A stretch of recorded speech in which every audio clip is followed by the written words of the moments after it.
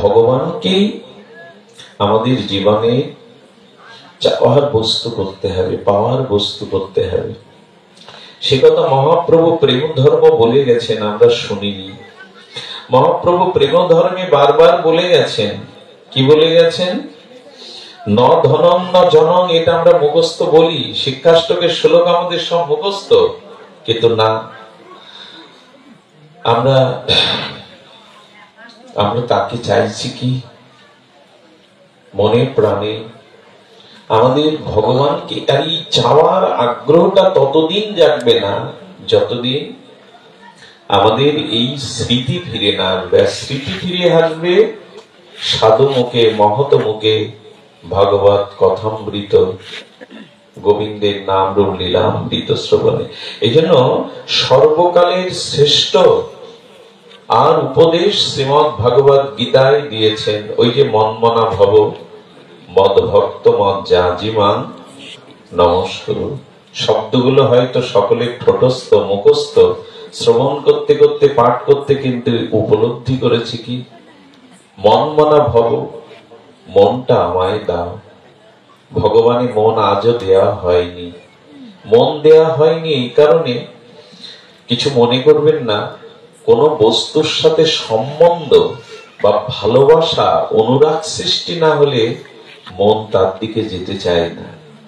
ভগবানের সাথে সম্বন্ধ এবং প্রীতি যদি সম্বন্ধের দ্বারা সঞ্চারিত হয়, তখনই আমরা তো মন ভগবানকে দিতে পারছি না, আর গোপীরা মন থেকে গোবিন্দকে তাড়াবার জন্য তপস্যা করছে। কি অদ্ভুত ক্রিয়া দেখুন। নারদজি যমুনা পুলিনে গেছে, গেটাকে গোপী ধ্যান করছে। কে ধ্যান করছে? গোপীরা ধ্যান করে। গোপীদের যাগযজ্ঞ আছে, তারা কিছুই জানে না। আর এক কুয়োর সামনে বসে গোপীরা গোবিন্দ মহিমা কীর্তন করছেন, আর পাশে এক ঋষি বা মুনি ছিলেন, তিনি ব্রহ্মাজির কথা বলছেন, মোক্ষের কথা, ব্রহ্মার কথা বলছেন। তো গোপীরা বলছে, দেখ আমাদের কানাইয়ের বাদে বৃন্দাবনে ব্রহ্মা টম্মা কার কথা বলছে? এক গোপী বলছে, হবে আমাদের কৃষ্ণের কোন দাস বা আত্মীয়। তার মানে তারা ব্রহ্মার পরিচয়ও জানে না, তারা কৃষ্ণ বই ছাড়া অন্য কিছু জানে না। তো গোপীরা ধ্যান করবে কেন? নারদজি জয় রাধা মাধব জয় কুঞ্জ বিহারী যখন বলছেন, গোপী ওই মাধব নাম শুনে, কুঞ্জ বিহারী নাম শুনে গোপীর চোখ খুলে গেছে। নারদজি প্রণাম করে বলছেন, গোপীগণ, আপনারা যোগ অবলম্বন করেছেন, যোগ ধর্ম কেন? বলে, দেবশিবাদ, হৃদয় থেকে গোবিন্দকে তাড়িয়ে দেব বলে যোগে বসেছে। পৃথিবীতে একথা কেউ বলেছে, শুনেছে? যোগীন্দ্র মনীন্দ্র অমলাত্মা বিমলাত্মগণ যুগ যুগান্তর তপস্যা করে হৃদয়ে ভগবানকে হৃদাসনে বসাবে বলে।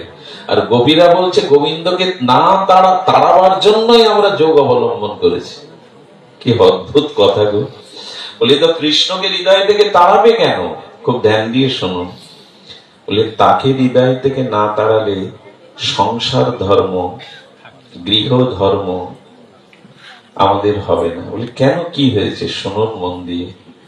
বলে, জানো, আজ সকালে গোমাতাকে দহন করছিলাম, তো গাভীর বাটে যখন দুগ্ধ দহন করছি, তখন কৃষ্ণ পাশে এসে বলছে, গোপী, বালক বেশে বলছে, গোপী, যশোদা মা কাল রাত্রে আমাকে ভালো করে খেতে দেয়নি, দেখো কত ক্ষুধা, তুমি এই দুধের বাটটা আমার মুখের দিকে ফিরিয়ে দাও। দুধের বাটটা, ওদের সর্বদা তো গোবিন্দ চিন্তন, ওই মন ও মানসে নিত্য নিরন্তর তন্ময় হয়ে গোবিন্দ ভাবাই দেখছে গোবিন্দ এসে হা করেছে দুগ্ধ খাওয়ার জন্য। আর ওর দুধের বাট কি করেছে? সে পাত্রে দহন না করে ওর দিকে ফিরেছে, পড়ছে তো মাটিতে, ও তো ভাবনায় কৃষ্ণকে দেখছে। শাশুড়ি এসে ধাক্কা দিয়ে বলছে, ভালো ঘুম হয় না না এখন? হ্যাঁ, দুধ পাত্রে না ফেলে মাটিতে ফেলছো পোড়ার মুখী, সংসার করবে কি করে? সে এক গালি দিল, বলো তো আমার দোষ কি? সে যদি এসে বলে, মা আমাকে গত নিশীতে খেতে দেয়নি, তা আমি দুধ কোথায় দেব বলো? এদের কি ভাবনা, এদের কি আবেশ গোবিন্দের প্রতি। তারপরে কি হলো? বলো, রান্না করতে বসেছি, জানো, রান্না করতে বসলে ওই সেই বাঁশির বেণুধ্বনি, সেই বেণুধ্বনি যেই কানে আসলো, কি বলবো, কড়াইতে জল না দিয়ে জ্বলন্ত কাঠের উপরে জল ঢেলে দিয়েছে। শাশুড়ি এসে সেই বার গালাগালি, হ্যাঁ উনানের আগুন নিভিয়ে দিয়ে কি রান্না করবে, চিন্তা করতে পারেন এদের ভাবনা কোথায়। তারপরে বিকালবেলা ঘর গুছিয়েছি, ঘর গুছিয়ে একটু গোময় দিয়ে ঘুটে দিচ্ছিলাম, আর ঘরের দিকে তাকিয়ে দিকে কৃষ্ণ এসে ননি ভাণ্ড ভেঙে দিয়ে ঘর আলু থালু করে দিচ্ছে। তুই আমার সংসার করতে দিবি না, এই ভেবে গোবরের সেই থালাটা যেমন ছুঁড়ে মেরেছি, পড়বে না শাশুড়ির মুখে গিয়েই পড়েছে। বড় সংসার আমার হবে না রো, একে না তাড়ালে হৃদয় থেকে, আহা ধন্য এরা, কৃষ্ণকে হৃদয় থেকে না তাড়ালে আমার সংসার করা হবে না। তাই তো ধ্যানে বসেছি। বলে পেরেছো তাকে তাড়াতে?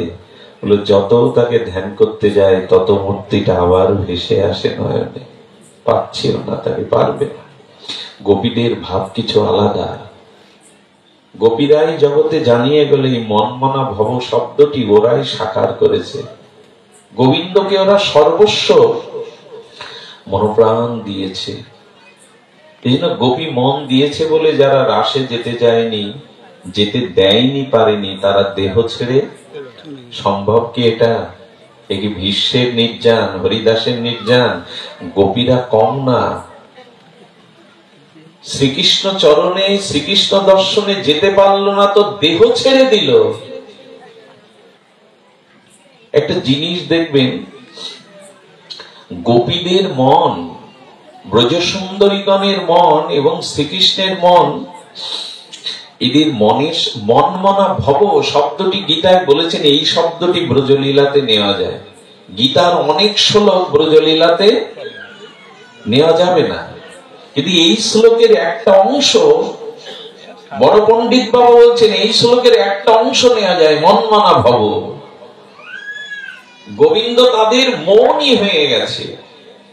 এজন্য রাধারানী শ্রীকৃষ্ণের মনে যা ইচ্ছা স্ফূর্তি হতো, জাগত, রাধারানী বুঝে যেত। কেন বুঝে যেত? মন তো দুটো না, দেহ দুটি, কিন্তু মন একটি। আর গোপীদের ভাবনা, গোপীদের চিন্তন,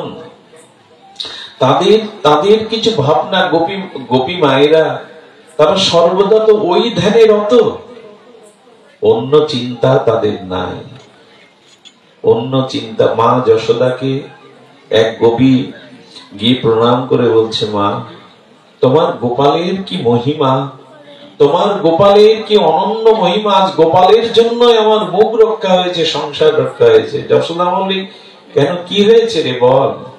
বলে জানো মা, গোবিন্দ চিন্তন করতে গিয়ে আমি রান্না কখনো করতে পারিনি, পরমান্নে লবণ দিয়েছি, আর আমি সবজিতে পরমান্নে লবণ দিয়েছি এবং শর্করা দিয়েছি সবজিতে। এই করেই শ্বশুর মশাই, বাড়ির কোন গুরুজন আমার এই প্রসাদ পেতে কখনো সন্তুষ্ট হয়নি। তো আমার শ্বশুর মশাইয়ের কিছু আপনজন এসেছিল জানো মা, আর সেদিন বলল, বৌমা আজ তোমাকে সতর্ক করছি, আজকের রান্না যদি আস্বাদ্য না হয়, যথার্থ না হয়, সংসার করা তোমার হবে না। সেই দিন আমি রান্না করতে বসেছিলাম, বসার পরে মনে মনে সংকল্প করেছিলাম, গোবিন্দের মুরলি আর শুনবো না, গোবিন্দের ধ্যান আমি আজ আর করবো না। আমি জোর করে মনটাকে নিরুদ্ধ করেছিলাম, কানটাকে তুলো গজিয়ে দিয়েছিলাম। কিন্তু জানো, যখন মালপোয়া ভাজতে যাচ্ছি, তখন ওই লাল মালপোয়াটা দেখে আমার গোবিন্দের কথা মনে পড়ে গেল। আহা, এটা যদি গোপালকে সেবা দিতে পারতাম। আর এই ভাবনা যেই এলো, আমি ওতে শর্করা না দিয়ে লবণ দিয়ে দিয়েছি। জানো, সেই লবণ দেওয়া যখন মালপোয়া আর শ্বশুরের আত্মীয় স্বজনকে দিলাম, সেদিন গোবিন্দের চিন্তা করতে করতে ভুল হওয়ায় শ্বশুরের কথা স্মরণ হয়েছিল। সে আজ এই গৃহাঙ্গনে আমায় রাখবে না, কিন্তু তোমার গোপালের মহিমা কি জানো, সেদিন লবণটায় অমৃতের স্বাদ হয়ে গেছিল। তার চিন্তা করায় লবণটা অমৃতের স্বাদ হয়ে গেছিল। তাই গোপালকে সাধুবাদ জানাতেছি। তোমার গোপালের কি মহিমা, লবণ অমৃত হয়ে যায়। আমি একটা কথা বলি, গোপীরা মহারাসে যাওয়ার জন্য তাদের সাজগোজ ভুল হয়েছিল, এটা শোনেন না আপনারা? সে পায়ের আলতা দিয়েছে, ঠোঁটের জিনিস দিয়েছে, এরকম করে সব সাজ ভুলিয়ে গেল। কেন জানেন? কতটা মন দিয়ে শোনো। ভগবানের মানে শ্যামের কাছে যেতে গেলে হৃদয় সাজাতে হয়। ভগবানের কাছে যেতে গেলে কি সাজাতে হয়? হৃদয়। গোপীরা হৃদয় সাজিয়ে রাসে গিয়েছিল। বাইরের সাজ ভালো হওয়ার কারণ কি জানেন? আপনারা দেখবেন কামের কাছে যেতে গেলে বাইরের সাজ সুন্দর করে যায় মানুষ। এবার কোন আত্মীয়র বাড়ি, বিয়ে বাড়িতে, উৎসবে গেলে মানুষ বাইরে নিখুঁত ভাবে, এখন তো বিউটি পার্লারেও সেজে আসে, বাইরের সাজটা সুন্দর হতে হবে। এই জন্য কামের কাছে যেতে গেলে, কামনার কাছে যেতে গেলে বাইরের সাজ সুন্দর হয়, কিন্তু শ্যামের কাছে যেতে গেলে ভেতরের সাজ চাই, শুদ্ধ অনুরাগ প্রীতি চাই। বাইরের সাজ সেখানে সাজ নয়। ব্রজে যান, রাধাকুণ্ডে যান, সেই কত দিনের ব্রজের ধুলি মাখা তামাটে হয়ে গেছে, কাপড়গুলো পরিষ্কার করে না। ব্রজের ধুলি মাখাতে মাখাতে তামাটে হয়ে গেছে মহারাজদের। এক বাবাকে একজন কাপড় দিয়েছিল, বাবা এই কাপড়টা যদি স্বীকার করেন, কারো কিছু তো ওরা নেয় না, কিন্তু তার সরলতা দেখে কাপড়টা তার শিষ্যকে বললো কি জল আনতো। সেই জলটা ব্রজের ধুলিতে কাদা করেছে, করে ওই কাপড়টা, সাদা কাপড়টা কাদাগুলো মাখিয়েছে, রোদ্দুরে শুকিয়ে তামাটে হয়ে গেছে, ওইটাই পরেছে। আচ্ছা বলুন তো, এদের বাইরের সাজ লাগে? বলো বাবা কাপড় পরিষ্কার করে পড়তে হয়, আপনি কাপড়ে ব্রজের ধুলি তামাটে করে মাটি রং করে পড়লেন। আমার তো ভজন নাই, অনুরাগ নাই, কিন্তু ব্রজ ধুলির মধ্যে অনুরাগ আছে। সেই ধুলি মাখানো কাপড়টা অঙ্গে পড়লে যদি আমারও অনুরাগ হয়, আমারও যদি একটু অনুরাগ জন্মায়। আগেকার ব্রজ মহাত্মারা ব্রজের মাটির তৈরি মাটির থালাতে প্রসাদ পেত। কেন জানেন? ওই ধুলির এমন গুণ যেটা ভেতরে গেলেই হয়তো অনুরাগ জন্মাবে। আমি বলতে বলতে এই জন্য বলছি যে মনটা এমনি করে ভগবানকে না দিতে পারলে, মন যতদিন এই সংসার বিষয় আশায়, দেখুন বাহ্যিকটা, আমি ঠাকুর ঘরে, গোবিন্দ বলছেন ঠাকুর ঘরে রুদ্ধ দুয়ারে ধ্যান করতে বসে যদি বিষয় চিন্তা করো তুমি কপট, বরঞ্চ সংসারে থাকো কিন্তু মনটা আমায় দিয়ে রাখো। আমি বহুবার চর্চিত করেছি এই শ্লোকটি। রূপ সনাতন, রূপ সনাতন তখন তারা সাকর মল্লিক এবং দবির খাস নামে খ্যাত। আপনারা জানেন সেই সময় শাসন আমলে তারা হোসেন শাহ মন্ত্রী পদে, সচিব পদে ছিলেন। তো ওইখানে থেকে তারা মহাপ্রভুর কাছে একটা পত্র লিখেছিলেন, প্রভু বিষয় কর্মে রত হয়ে পতিত হয়ে গেছি, আমাদের উদ্ধার করো, আমাদের উপায় বলো। কয়েকবার পত্র লেখার পর মহাপ্রভু এই পত্রের উত্তর দিয়েছিলেন। রূপ সনাতন তার নিজ পরিকর, তাই উত্তর লিখেছিলেন দুটি লাইনে, বড় অপূর্ব। পর ব্যাসিনী নারী ব্যাঘ্রাপি গৃহকর্মস তদেব আসমাদনাত্ম নব সঙ্গ রসায়না। এত বড় সমাধান আর কেউ দিয়ে যায়নি। আর প্রভু দৃষ্টান্ত দিলেন, আর কোন দৃষ্টান্ত খুঁজে পেলেন না মহাপ্রভু। বললেন পতিভ্রষ্টা অসতী রমণীর দৃষ্টান্ত দিলে, যারা পতিভ্রষ্ট অসতী কুলটানারী তাদের দৃষ্টান্ত দিলেন মহাপ্রভু। আর কিছু পেলেন না। বলে এর থেকে ভালো দৃষ্টান্ত আর জগতে নাই। এই জন্য মহাপ্রভু এই দৃষ্টান্ত দিলেন, পরব্যাসিনী নারী। যেমন দেখবেন স্বামীর সংসারে কোন রমণী থেকেও যদি পরপুরুষে মন দেয়, সে সকাল থেকে উঠে ব্যগ্রতার সহিত, ক্ষিপ্রতার সহিত সংসারে সব কাজ করে, ছেলে মেয়ে, রান্না বান্না, ঘর কন্যা সব কাজ করে, কিন্তু মনে মনে ওই উপপতি পরপুরুষের নব নব রসে মিলিত হতে থাকে, নব নব রসে চিন্তা চলতে থাকে তার মনে। মহাপ্রভু এই দৃষ্টান্ত দিলেন। আচ্ছা কোন কুলটা ভ্রষ্টা রমণী যদি স্বামী সংসারে থেকেও ক্ষিপ্রতার সহিত সমস্ত কর্ম সম্পন্ন করেও মনটা পরপুরুষের দিকে সারা দিন দিয়ে রাখতে পারে, তবে তুমিও সংসারে থেকে কেন পরম পুরুষ গোবিন্দের দিকে মনটা দিতে পারবে না? তোমার মনটা কেন ওদিকে যাবে না? এর থেকে বড় দৃষ্টান্ত আর নাই। এই জন্য আমরা সংসারে আছি, সংসার করতে হয়, কিন্তু আমরা যেন ভগবানকে না ভুলে যাই। ভগবানের এই চিন্তা চেতনাটা কেন আমরা ভুলে না? যে একটা অপূর্ব শ্লোক এসেছে ভাগবতে, দুপুর থেকে মাথার ভিতরে এই শ্লোকটা ঘুরছিল। ভাগবত জি স্বয়ং এমন একটি শব্দ এখানে দিয়েছেন, শ্লোক দিয়েছেন। দেখুন, আপনাদের কাছে অনুরোধ করব,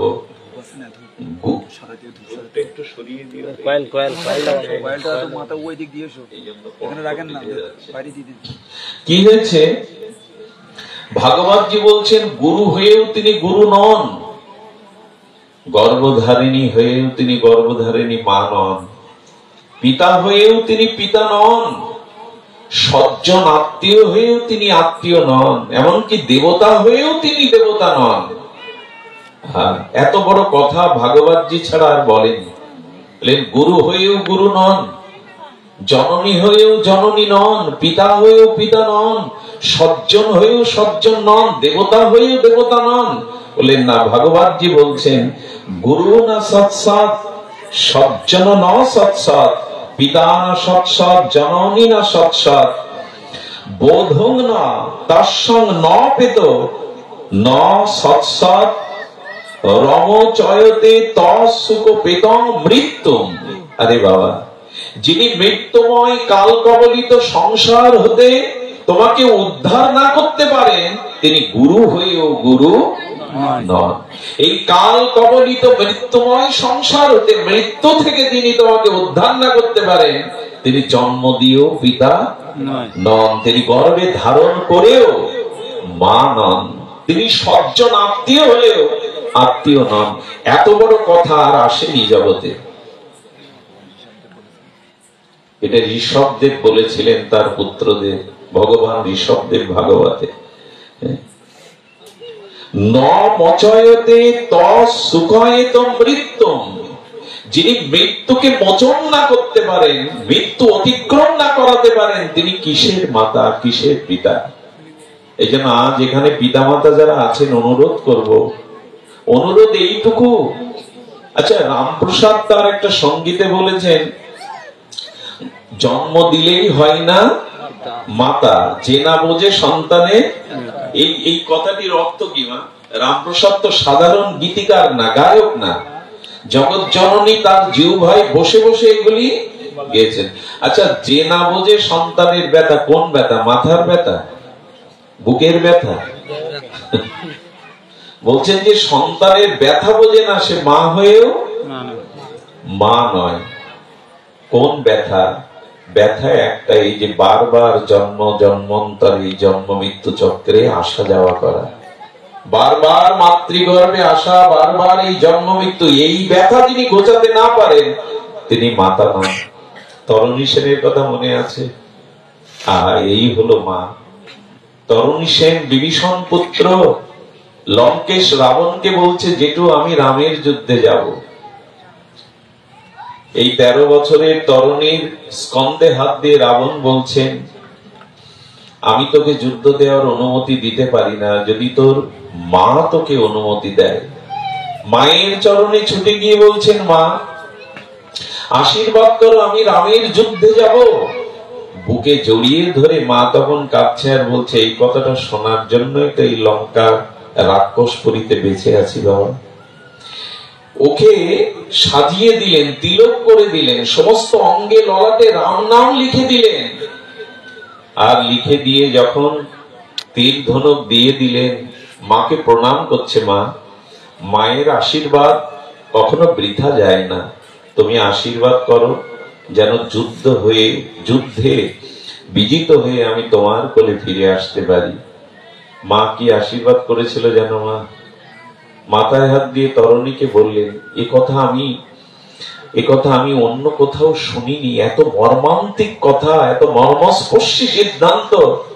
তরুণীর মাথায় হস্ত দিয়ে মা আশীর্বাদ করছেন, আমি তোরে এই করি আশিস, রামের চরণ হতে আমার কোলে আর ফিরে না আসিস। রাধে রাধে। যা বাবা, ওই চরণে যা, আমার কোলে যেন আর পারবো তো আমরা? এভাবে ভাবতেও কি পারবো? এই জন্য মা, নারী জাতি, মাতৃজাতির সর্বশ্রেষ্ঠ অলংকার, তার গর্ভের সন্তানকে যদি গোবিন্দের চরণে ভক্ত করে উপহার দিতে পারে। ডাক্তার, মাস্টার, ইঞ্জিনিয়ার আজ আমরা তৈরি করছি, করুন, আপত্তি নেই, কিন্তু এত বড় করবেন না যে শেষের দিকে আপনাদের তারা ভুলে যায়। আমি মাঝে একটা পাঠে বলছিলাম, এই পশ্চিম বাংলাতে একজন শিক্ষক শিক্ষিকা, তাদের বড় স্বপ্ন ছিল, লালিত স্বপ্ন, যে ছেলে মেয়ে, তারা দুটো ছেলেকে ইঞ্জিনিয়ার আর ডাক্তার করবে। জীবনের সর্বস্ব ঢেলে দিয়ে তাদের উচ্চ বিদ্যালয়ে পড়াশোনা করিয়ে জীবনপণ চেষ্টা করে তারা বৃত্তি নিয়ে বিদেশে গিয়ে সত্য সত্যই মা বাবার স্বপ্ন পূরণ করেছিল, ডাক্তার আর ইঞ্জিনিয়ার হলো। বড় পদে যখন তারা কর্তব্যরত, এদেশ থেকে রিটায়ার করার পরে পিতামাতা বলল, খোকা এক ভাই চলে আয়, তোদের মুখের দিকে তাকিয়েই তো বেঁচে থাকা সবকিছু, আমাদের অবসরের যে টাকাগুলো ভালোভাবে চলে যাবে। ওই পথ থেকে মোবাইলে কলে কি শব্দ ভেসে আসছে জানেন? তো যদি ঘরের মধ্যেই বদ্ধ রাখবে, তো ডাক্তার ইঞ্জিনিয়ার বারবার স্বাদ হয়েছিল কেন তোমাদের মনে? আরে টাকা পাঠাচ্ছি, দাসী রেখে দাও, তোমাদের সেবার জন্য দু চারটে লোক রেখে দাও। মা এরকম কথা শুনবে আশা করিনি। ওই কথাই বারবার কল করলে বলতো, আমাদের যাওয়ার অবসর নেই, যে স্থানে এসেছি এখান থেকে আর অবসর নেই, তোমরা দাস দাসী রাখো, টাকা লাগে পাঠাও। মা এই চিন্তায় প্যারালাইসিস হয়ে গেল। সত্য ঘটনা শুনুন, বাগরুদ্ধ হয়ে গেল, লালা ঝরতে লাগলো। আর এই স্বামী বেচারা ওই স্ত্রীকে মলমূত্র আর কাটে, দাস দাসীরা কাটে, স্বামী নিজে হাতে এই মায়ের সেবা করতেন তার স্ত্রী। আমার মনে হয় প্রকৃত স্বামীকে চেনা যায় স্ত্রী অসুস্থ হলে। স্ত্রী যদি অসুস্থ হয় তখনই স্বামীর পরিচয় পাওয়া যায়। নিজের হাতেই তিনি সব পরিষ্কার করতেন এবং তাকে যত্ন করে, তাকে, তার জীবনটাই ছিল স্বামীর জন্য। তো এইভাবে বারবার বলে যখন দুজন নিঃসঙ্গ হয়ে গেল, দুশ্চিন্তাগ্রস্ত হয়ে গেল, ধীরে ধীরে একদিন ওষুধ খাইয়ে রাত্রে শয়ন করেছে একই শয্যায়। 8টা 9টা যখন বাজে, স্ত্রী দেখছে স্বামী আর ওষুধ দিচ্ছে না, ডাকছে না। নিজে তো পাশ ফিরতে পারেন না, ডাকতেও পারেন না। বহু কষ্টে লড়াই করে করে শরীরটা যখন তার গায়ে গিয়ে পড়লো, দেখলো সে মারাই গেছে। ওই চিন্তা করতে করতে পিতাও মারা গেছে। কি বলবো, বিকাল 3টা পর্যন্ত ঘরে পড়েছিল, তার তো বাগরুদ্ধ, কাউকে ডাকতেও পাচ্ছে না। ওইভাবে চিন্তা করতে গিয়ে উনি বেলা 3টের সময় শরীর ছেড়ে দেয়। গতকাল পাড়াতে উনি একজনের কাছে কল করেছিলেন, এই মাস্টার মশাই। উনি কোন প্রয়োজনে কেন কল করেছিলেন, বাড়িতে এসে দেখে দরজা দেওয়া, বেলা 3টা বেজে গেছে, বিকাল হয়ে গেছে, সাড়া নেই। শেষে পাড়া প্রতিবেশী দরজা খুলে দেখলো দুজনেই মরে পড়ে আছে। এবং এদের মৃত্যুর কারণ কি আপনারা বুঝতে পারছেন? তখন একজন বলল, ওর ছেলেদেরকে একটু সংবাদ দেবে না, মুখাগ্নি কে করবে? যখন কল করা হলো তখন ওপাশ থেকে বলছে, আমাদের তাহলে আসা খুব প্রয়োজন।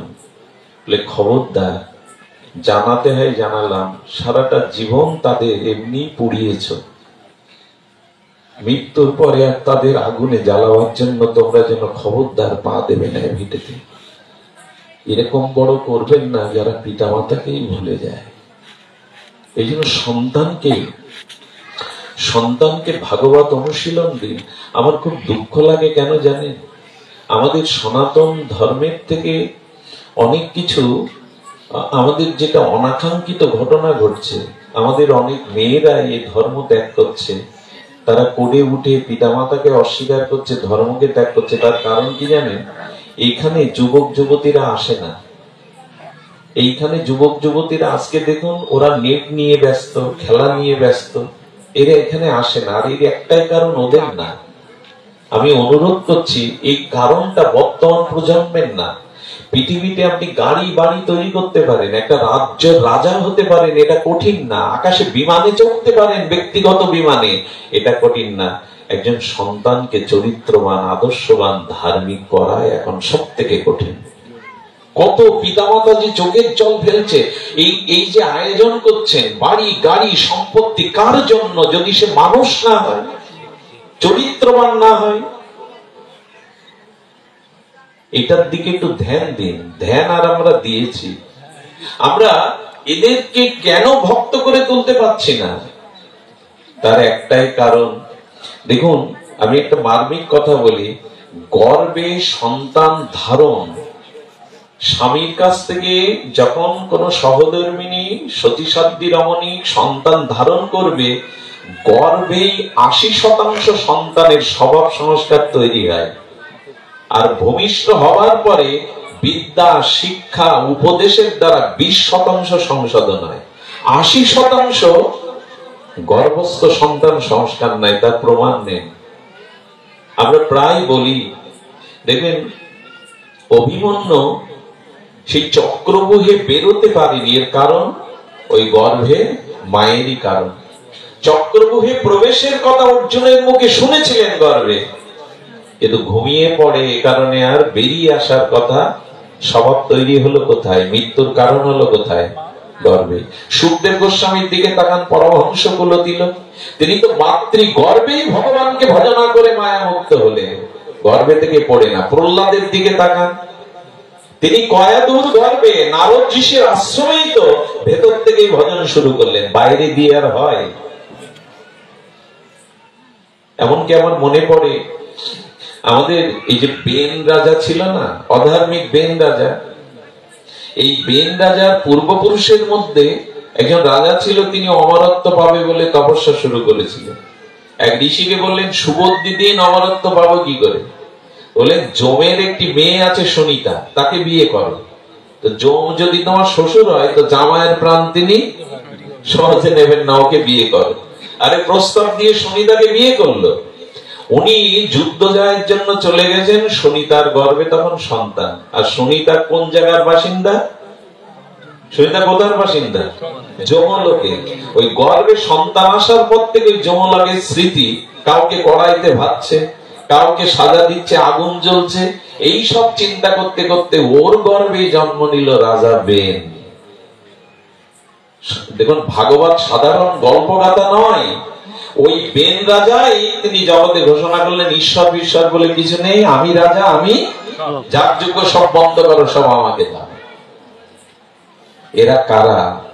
গর্ভে থেকে যারা সুশিক্ষা, ভজন শিক্ষা পায়নি। বাইরে করে কি করবেন? আজকাল বিশ্ববিদ্যালয়, স্কুল, কলেজ যে পরিবেশ তৈরি হয়েছে, তাতে তাদের আদর্শ শিক্ষাই তো নেই, ধর্ম শিক্ষা তো নাই বললেই চলে।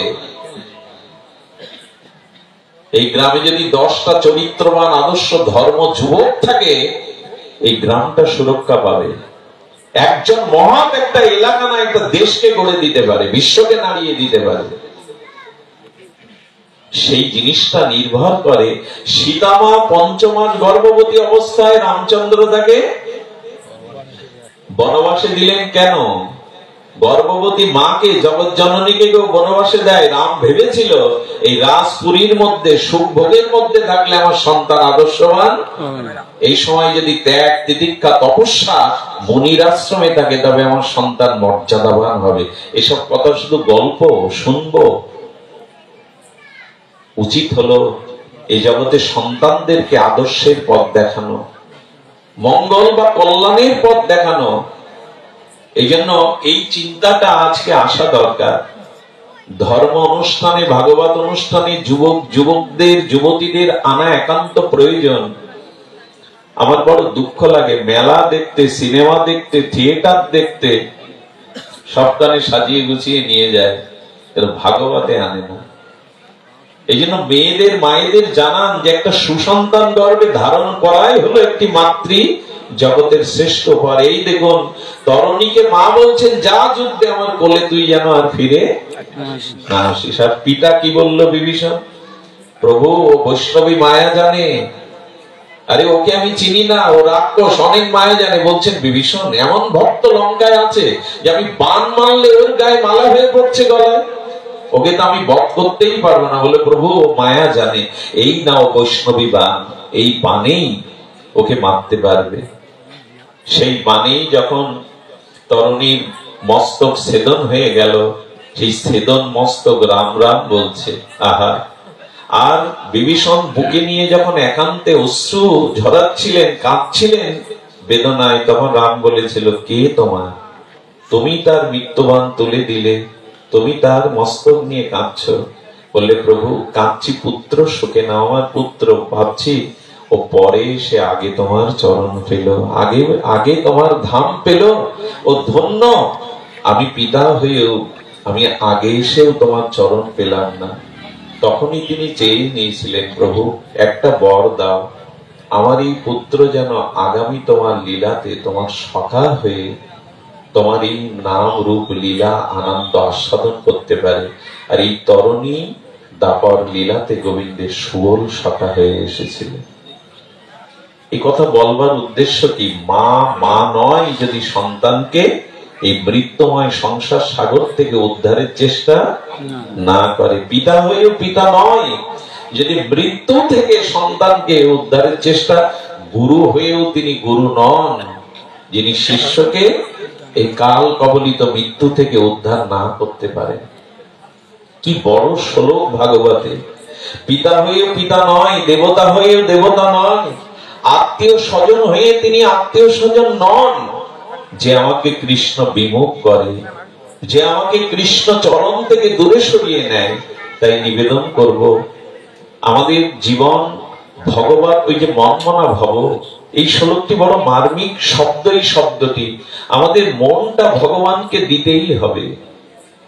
এই মন এমনি এমনি যাবে না, মন যেতে চায় না। এই দুর্জয়, এই জন্ম জন্মান্তরের কুসংস্কারচ্ছন্ন মন প্রবৃত্তির দিকে যেতে চায়, ভগবানের দিকে সেই দিনই যাবে আমাদের মন যেদিন আপনারা সাধু কৃপা পাবেন, মহৎ কৃপা পাবেন। এবং মহৎ মুখে সাধু সঙ্গে হরিকথা শ্রবণ কীর্তন যত যত হতে থাকবে, তত আপনার মনের গতি ভগবানের দিকে ছুটবে। ওই যে মদ গুণশ্রুতি মাত্রেণ মহি সর্ব গুহাশয়ে মনের গতি অবিচ্ছিন্ন যথা গঙ্গা অম্বুদ। ভাগবত বললেন, আমার মদ গুণশ্রুতি মাত্রেণ, আমার গুণগাথা সাধু মুখে যেই শ্রবণ করবে, মনের গতি আমার দিকে ছুটবে। নদী যেমন সমস্ত প্রতিকূলতাকে এড়িয়ে সমুদ্রে তার মেশা চায়, সমুদ্রে তাকে পৌঁছানো চায়, তেমন আমার গুণগাথা সাধু মুখে শ্রবণ করলে তো মনের গতি ছুটল ভগবানের দিকে। এই উপায়, যেখানে দেখবেন হরি কথা নাই, মহৎ সঙ্গ নাই, ভাগবত গুণকীর্তন নাই, সেখানে ভক্তি প্রগতি থেমে গেছে। এই জন্য অনুরোধ করব, আমাদের জীবনে ভাগবত একান্ত প্রয়োজন। ছিন্নান্ত সবতা কৃষ্ণ পূর্ণ শ্রবণ কীর্তনে। আরে ভাগবত শ্রবণের মহিমা খটাঙ্গকে দিয়েই সুখদেব গোস্বামী বলছেন, রাজা তুমি বলছো 7 দিন পরমায়ুতে আমি দুর্লভ গোবিন্দ চরণ পাবো কিনা? 7 দিন নয়, 7 ঘন্টা নয়, 1 ঘন্টাও নয়। আমি যদি 1 মুহূর্ত তোমার কনে এই অমীয় গোবিন্দ গুণগাথা প্রবেশ করাতে পারি, তাহলে গোবিন্দ চরণ তুমি পাবেই পাবেই। 1 মুহূর্ত যদি তোমার কানে আমি এই কথা দিতে পারি, এত শক্তিশালী সাধুমুখে এই ভাগবত কথা। খটাঙ্গ রাজার দৃষ্টান্ত দিয়েছিলেন। অসুরদের পরাজিত করে দেবতাদের জয়ী করেছিলেন এই বীর্যক্রম খটাঙ্গ রাজা। দেবতারা তাকে বধ দিতে চাইলে বলেছিলেন, আমরা মুক্তি দিতে পারি না, গোবিন্দ চরণ দিতে পারি না, তবে আপনার আয়ু বলে দিতে পারি। খটাঙ্গ বুদ্ধি করে জিজ্ঞাসা করেছিল, আমার আয়ুটা জানিয়ে দাও। দেখুন, আয়ুর কথাটা মনে রাখা উচিত। আর কতদিন আছি, আর কত সময় আছি, কিন্তু এটা আমরা ভুলে থাকি। খটাঙ্গ ছিল ভক্ত। উনি বললেন, দেখুন আমার আয়ু কত দেবরাজ ইন্দ্র? বললেন, মাত্র ঘন্টাখানিক 2 দণ্ড, এদিক সামান্য আয়ু আছে তোমার। তখনই উনি চেয়েছিলেন যে আমি পৃথিবীতে ফিরে যেতে চাই, এই ভূখণ্ডে বসে আমি গোবিন্দকে মন প্রাণ উজাড় করে স্মরণ করতে চাই। আর এইটুকু স্মরণের দ্বারা খটাঙ্গ গোবিন্দ চরণ পেয়ে গেল।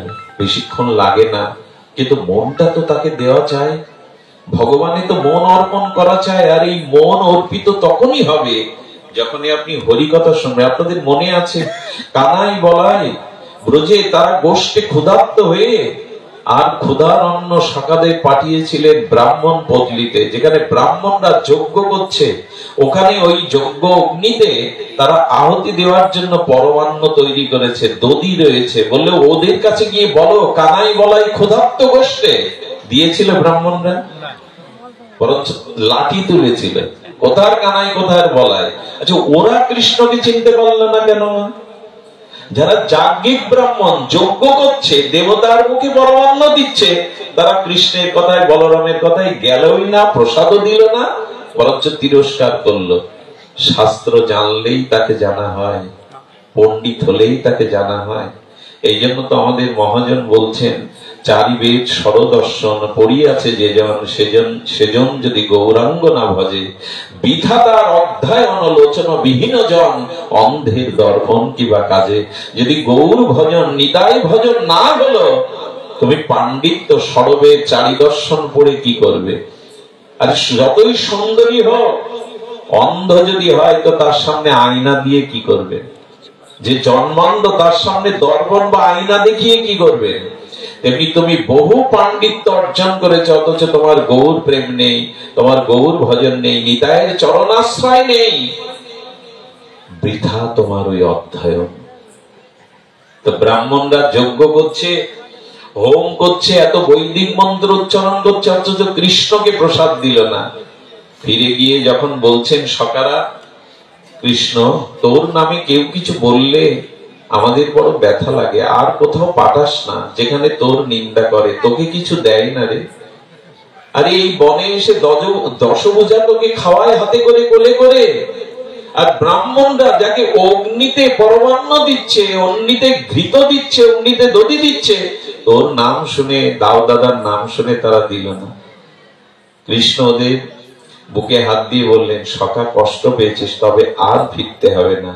ওই ব্রাহ্মণ যেখানে যজ্ঞ করছে, হোম করছে, ওর পেছনে ওদের গৃহ, ওদের পাড়া, ওই গৃহিণী ব্রাহ্মণীদেরকে গিয়ে আমার কথা বল, তারাই তোদের সব ব্যবস্থা করবে। আচ্ছা, ব্রাহ্মণরা কৃষ্ণকে চিনল না, তো তাকে প্রসাদ আদি পাঠালো না, ওরা পাঠাবে কেন? পাঠাবে জানেন? যেই শুনলো ব্রাহ্মণীরা সমস্ত অন্নের থালা যা কিছু রন্ধন সব সাজিয়ে চলেছে, তারা থালা ঢাকা দিয়ে আজ বনে গমন করছে।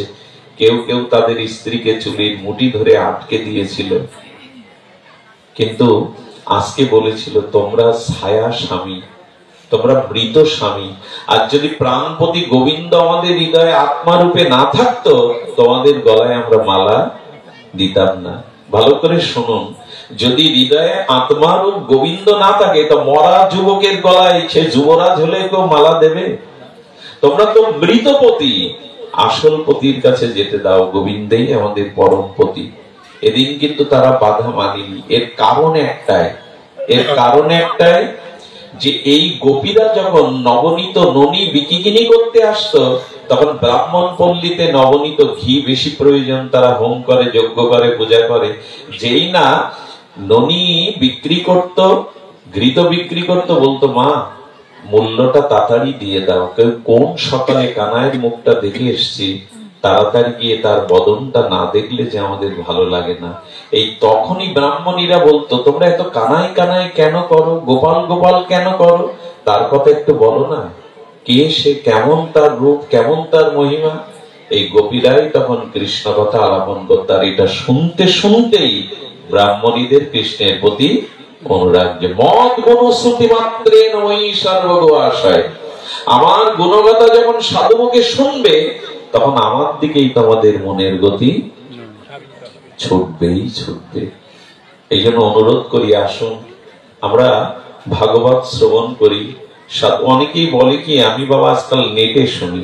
নেটে শুনুন, আপত্তি নেই, এটা একটা যন্ত্রের মাধ্যমে শোনায়, তবে সাধু সঙ্গে এসে হরিকথা না শুনলে ভক্তি সঞ্চারিত হবে না।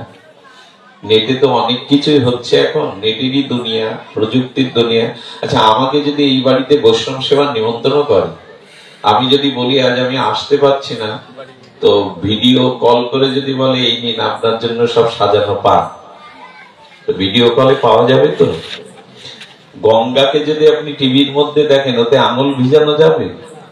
এই জন্য যন্ত্রে নয়, সাধুদের মধ্যে বসে হরিকথা শুনতে হবে। কৃষ্ণ ভক্ত সঙ্গ করি, কৃষ্ণ ভক্ত অঙ্গ হেরি, শ্রদ্ধান্বিত শ্রবণ কীর্তন। কেন জানেন? ওই যে সাধুর হৃদয়ে যে ভজন অনুভূতি আছে, ওদের মধ্যে বসে শুনলে একজনের অনুভূতি অন্যের মধ্যে সংক্রামিত হয়, সঞ্চারিত হয়। এই জন্য আসুন, আমরা যে শ্লোক দিয়ে শুরু করেছিলাম যে আমাদের সকল ক্লেশ, সকল যন্ত্রণা, সকল কষ্ট, সেটা কৃষ্ণ বিরহ, ভাগবত বিরহ, আর এই জগতের শোক, তাপ, জরা, ব্যাধি, দুঃখ সবই গোবিন্দ চরণ আশ্রয়ের মাধ্যমে আমাদের এই যন্ত্রণা, এই ভয় বিরচিত ভয়ং, এই ভয় দূর হবে। নির্ভয়তা আর কোথাও নেই। আপনাদের মনে আছে সেই শ্রী গোবিন্দ যখন কালীয় দমন করে নিশীতে ওখানে ছিলেন কালীয় দহে, সেই রাত্রে আগুন লেগে যায় ব্রজে। মধুমঙ্গলকে কৃষ্ণ বলছে, মধুমঙ্গল চোখ বন্ধ কর। মধুমঙ্গল বলছে, না, তুই কি করবি আমি দেখতে চাই। বলে চোখ বন্ধ কর, চোখ ঝলসে যাবে। বলে যাক, আমি দেখবো। মধুমঙ্গল চেয়ে চেয়ে দেখলেন আগুনগুলিকে ধরে ধরে কৃষ্ণ খাচ্ছে ব্রজবাসীদের বাঁচাবে বলে। জগতে প্রমাণ হলো আমাদেরও চারিদিকে এখন আগুন লেগেছে। রোগ, শোক, চিন্তা, জরা, ব্যাধি। এই আগুন গোবিন্দ ভক্তের জন্য নিজে ভক্ষণ করলেন। ভক্তের জন্য তিনি কিনা পারেন। লীলাগুলি শুধু লীলা নয়, আমাদের জীবনের এটাই প্রাপ্তি যে গোবিন্দ ভক্তের জন্য অগ্নিও বক্ষণ করলেন। আমাদের অগ্নি তাপ যাবে শ্রী গোবিন্দ স্মরণে। সবশেষে বলি, আসুন যাতে সাধু সঙ্গে হরি কথার দ্বারায় লোভাত বলেছেন গোস্বামী পাদরূপ গোস্বামী রসাচার্য, আমাদের কৃষ্ণ ভক্তি লোভ যেন আমারও যদি এমন হতো, আমিও যদি এমনি করে তাকে ভালোবাসতে পারতাম, আমি ব্রজের মতো, ব্রজবাসীদের মতো যদি মন প্রাণ তাকে দিয়ে দিতে পারতাম। সেই বিখ্যাত গোপীদের অনুভূতি এটি বলেই বিশ্রাম রাখছি। এক গোপী মাথায় করে একটা পাত্র নিয়ে আর ব্রজের দুয়ারে দুয়ারে বলতে বলতে যাচ্ছে। কি বলছে জানেন? আহা, ওগো ব্রজবাসী, তোমরা কেউ ঘুম কিনবে? কি বিক্রি করতে এসছে? ঘুম বিক্রি হয়? হয় না। কিন্তু এটাতে যুক্তি দিয়ে ভাববেন না, ভাব দিয়ে ভাবুন। গোপীদের ওখানে যুক্তি পৌঁছাবে, ভাব পৌঁছাবে। তো বলছে তোমরা কেউ ঘুম কিনবে? কেউ তাকে পাগলিনী ভাবছে, উন্মাদিনী ভাবছে, কিন্তু একজন এসে বলছে, দিদি আমার কাছে ঘুম বিক্রি করো, আমি ঘুম কিনতে চাই। তো যিনি কিনতে এসেছেন তিনি প্রশ্ন করছেন, তুমি কেন ঘুম বিক্রি করতে এসছো? তখন বলছে, শুনবে শুনবে তুমি কেন ঘুম বিক্রি করতে আসছি? জানো, বহুদিন ধরে ললিতা সখীর চরণে একটা নিবেদন করেছিলাম। প্রার্থনা করতে করতে ললিতা সখী দর্শন দিয়েছিলেন। ললিতাকে বলেছিলাম, ললিতা, ব্রজেই জন্ম হলো, আর ব্রজেই যদি ব্রজনাথকে একদিন কুঞ্জে না পায়, তাই আমি কুঞ্জ সাজিয়ে অপেক্ষা করব তোমাদের শ্যাম সুন্দরকে এক মুহূর্তের জন্য নিশীতে আমার কুঞ্জে পাঠিয়ে।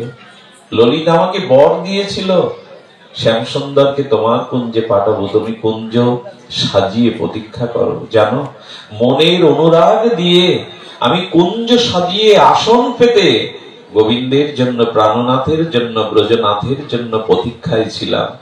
প্রতীক্ষায় থাকতে থাকতে রাত্র তীব্রহরে আমার চোখে নিদ্রা নেমে এলো। আমি ঘুমিয়ে পড়লাম। যখন ভোরের আলো ফুটল, পাখির কলকাকলিতে ভোর হয়ে গেল, তখন জেগে দেখলাম আমার কুঞ্জ দুয়ারে গোবিন্দের চরণ চিহ্নটা ধুলোর উপরে আঁকা আছে। তিনি এসেছিলেন, প্রাণনাথ ব্রজনাথ এসেছিল, কিন্তু আমাকে নিদ্রাভিভূত দেখায় আমার কুঞ্জ মন্দির হতে প্রাণনাথ চলে গেছে।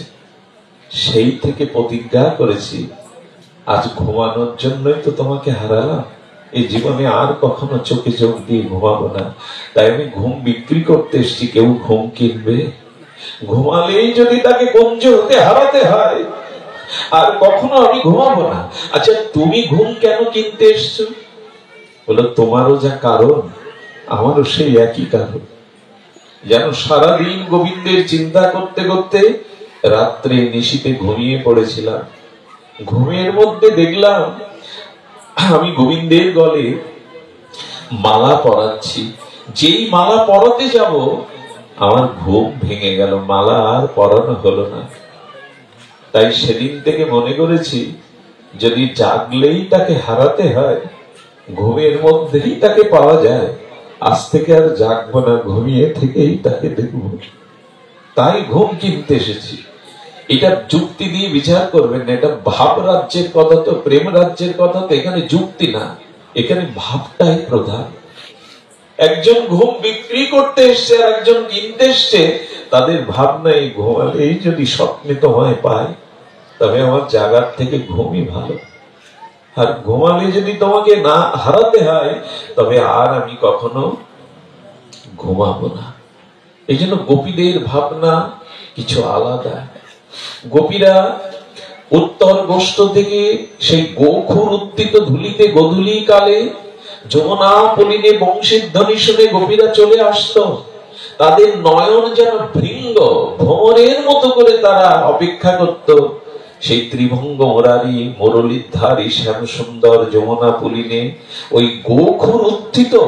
আর কৃষ্ণ উত্তর গোষ্ঠ থেকে আসতে শ্রান্ত দেহে তার ঘরমুক্ত হয়ে যেত। তার কালো চুলগুলি না, কেশগুলি না, কুন্তলগুলি না ঘাম লেগে যেত। আর গোখুর উত্থিত ব্রজ রজগুলো এসে ওই যে শ্বেত ঘর্মে মিশে এক অপরূপ রূপ মহিমা সৌন্দর্য অবলোকন করত গোপীরা। গোপীরা বলতে এই নয়নের সার্থকতা এই রূপ দর্শনে। এই নয়ন ভরে যদি ওই ত্রিভঙ্গ ঠামকে না দেখি, এই চোখের কোনো সার্থকতা নেই। গোপীরা কৃষ্ণ যখন তাদের নয়ন সমঙ্গেতে চলে যেত, তারা একটি পলককে যুগান্তর বিরহে ছটফট করত।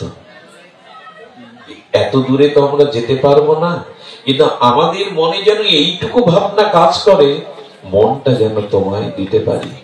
আমি অনুরোধ করব, ভালোবাসা অনুরাগ মন যাকে তাকে দিবেন না, ভালোবাসাটা সঠিক জায়গায় দিন। যেখানে ভালোবাসা দিলে সে ভালোবাসার মূল্য হয়। সংসারকে ভালোবেসে জগতে কাউকে কিছু দিয়ে কোনো কিছু পাবেন না, আজ পর্যন্ত কেউ পায়নি। তবে হ্যাঁ, সংসার আছে, স্ত্রী পুত্র আছে, পিতামাতা, কুটুম্ব, সামাজিকতা, পারিবারিকতা, কর্তব্য পালন করুন, কিন্তু ভালোবাসাটা ভগবানকে দিন, নাহলে ঠকে যেতে হবে। সবার প্রতি কর্তব্য পালন করুন, কর্তব্য আপনাকে করতে হবে, দায়িত্ব নিভাতে হবে, কিন্তু মনটা ভালোবাসাটা অন্যখানে দিয়েন না। দিলে কি হবে জানেন? দিলে এই হবে, মৃত্যুর পর টাকাগুলো ব্যাংকে বা সিন্ধুকে থাকবে, হাতের অলংকার গুলো হাতে থাকলেও খুলে নেবে, গোয়ালে গরুগুলো বাঁধা থাকবে, গাভীগুলো, আত্মীয় স্বজন শ্মশান পর্যন্ত যাবে, আপনার প্রিয় আসবাবপত্র না দিয়ে একটা মাটির কলসি তাও ভেঙে দেবে। এবং সব থেকে মর্মান্তিক কি জানেন? ওই চিতায় কলসি ভেঙে আর কেউ ওদিকে চাইবে না। দেখবেন সবাই বলে এবার ফিরে চলো। গোবিন্দ বলছেন, ওই দেখ, যাদের জন্য জীবন যৌবন উৎসর্গ করলে তারা বলছে ওদিকে আর ফিরে চেও না। গোবিন্দ বললেন, মৃত্যুর পরে সেই অন্ধকার পথে, রহস্যের পথে কে তোর হাত ধরবে সেদিন? জগতের কোন সম্পদ, জগতের কোন পরিজন আজ তো মুখ ফিরিয়ে নিল, কে হাত ধরবে তোর? গোবিন্দ তখন বলবেন, আমি আছি, আমি দীনবন্ধু, আমি তোর প্রাণের শরীর। হাত বাড়িয়ে ওপার থেকে গোবিন্দ বলবেন, আয় ঘরের ছেলে, ঘরে আয়। অনেক ভূতের বোঝা বয়েছি, ভূতের ব্যাঘা খেটেছিস, আয় এবার ঘরের ছেলে, ঘরে আয়। তার কথা ভাববেন না। মৃত্যুর পরে তো কেউ ওই পারে কেউ যাবে না, সেই অন্ধকার পথে আমাকে একাই যেতে হবে। সেদিন তো আমার শরীরটাও থাকবে না। সেদিন গোবিন্দই হাত বাড়িয়ে আমাকে তার চরণে নেবেন। এই জন্য তার আর এক নাম দীনবন্ধু। যেদিন কোনো বন্ধু নেই এ সংসারে, সেদিনই তিনি দীনবন্ধু হয়ে হাত বাড়িয়ে রইবেন। তার কথা ভাববো না। এই জন্য ভালোবাসা, মন, অনুরাগ যাকে তাকে দিবেন না। এই সংসারে ভুল জায়গায় ভালোবাসাটা গেলে না, অভিশাপ নিতে হবে, আর আমরা অভিশাপই বয়ে বেড়াচ্ছি। এই জন্য ভালোবাসা, অনুরাগটা গোবিন্দকে দিন। এই জন্য তো গোবিন্দ বলছেন, মন মনা ভব মদ ভক্ত মজ্জাজিমাং নমস্কুরু, আমাকেই মনটা দাও, আমার মনের মতো হও। আপনারা দেখলেন কোন যুবক ছেলে মারা গেলে চিতাতে যখন পড়ে না, তখন ওই যে পুত্রকে ভালোবেসেছিল, ওই ভালোবাসাটা ভেতর থেকে পিতার বুকের থেকে বিদ্রোহ করে বলে, কেমন আজ প্রতিশোধ নিলাম তোমার। ওই বাবা কি বলে জানেন?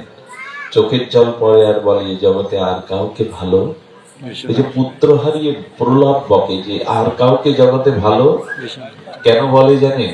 ওই যে পুত্রকে যে ভালোবাসাটা দিয়েছিল গোবিন্দকে না দিয়ে, ওই ভালোবাসা তখন বিদ্রোহ করে বলে ওঠে, আমাকে আমার জায়গায় নিয়োগ করনি, তাই আজ প্রতিশোধ নিলাম। ভালোবাসাও বিদ্রোহ করে মাঝে মাঝে। তাই আসুন, ভালোবাসাটা যার চরণে দিলে এই জীবন ধন্য হয়। বিরচিত ভয়ং বৃঞ্চি ধৈর্যতে চরণ মিশোয়াং সংস্মৃতে ভয়াত। হ্যাঁ, গোবিন্দকে বললেন, তোমার করপল্লব যদি আমাদের মস্তকে দাও, সমস্ত জ্বালা জোড়াবে, আর তোমার চরণ যদি হৃদয়ে ধারণ করতে পারি, আমাদের সমস্ত দুঃখ যন্ত্রণা দূর হবে। আজ এইটুকুই। আমরা এখান থেকে যেন এই সংকল্প নেই, তিল তিল করে আমার হৃদয়ের অনুরাগটা যেন আমি গোবিন্দকে রাধারানীকে দিতে পারি। আজকের যে অনুষ্ঠান, তার অভিনব একটি ইচ্ছা, অন্য কোনো কারণ নয়।